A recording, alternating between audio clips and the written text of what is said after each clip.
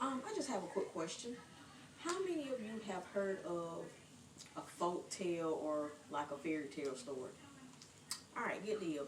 Now, in some of those folk tales, they're told from older people that happened way back when, and most of that stuff people don't believe because they just say it's a tall tale.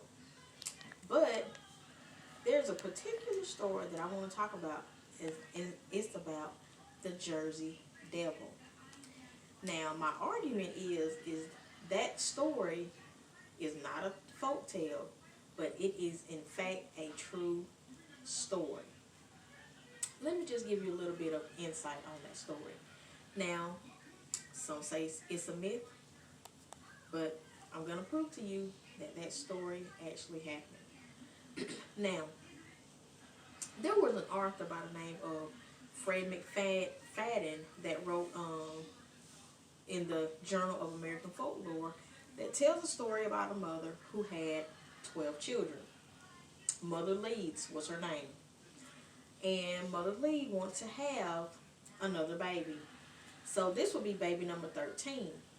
But with baby number 13, it would be born the devil. And in his story, he goes on to say that it's just that. It's just a story. Nothing true about it. Because no mother can wish to have a devil for a child, and it happens.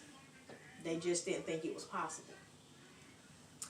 On the other hand, there was a writer by the name of Miss Angela Tung who posted an article in a magazine called The Week that can help to prove, in fact, that this story did exist and it did happen.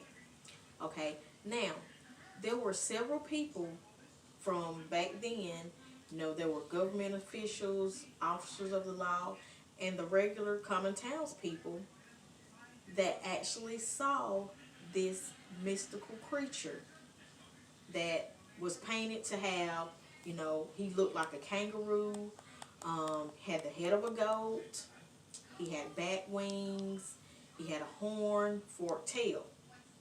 Now, there was a man by the name of Joseph Bonaparte who was the brother of Napoleon, who was the King of Spain.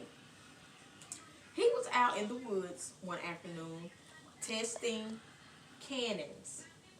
And while testing these cannons, he saw the Jersey Devil fly over his head.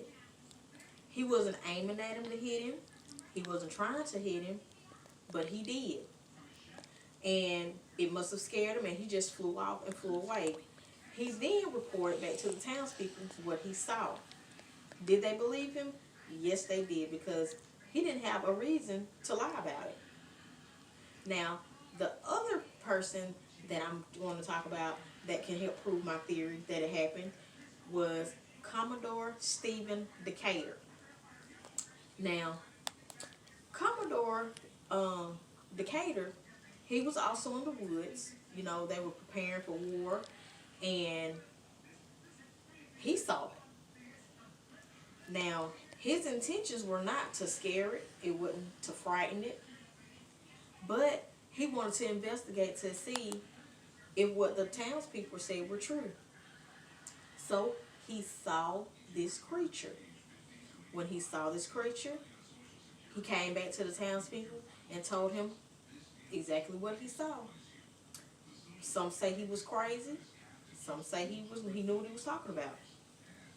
But I just wanted to use those two examples to show that, in fact, this creature was not a myth, that he did exist.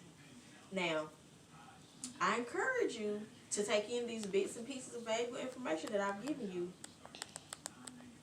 to be able to prove that, in fact, the Jersey Devil did exist. Thank you for your time.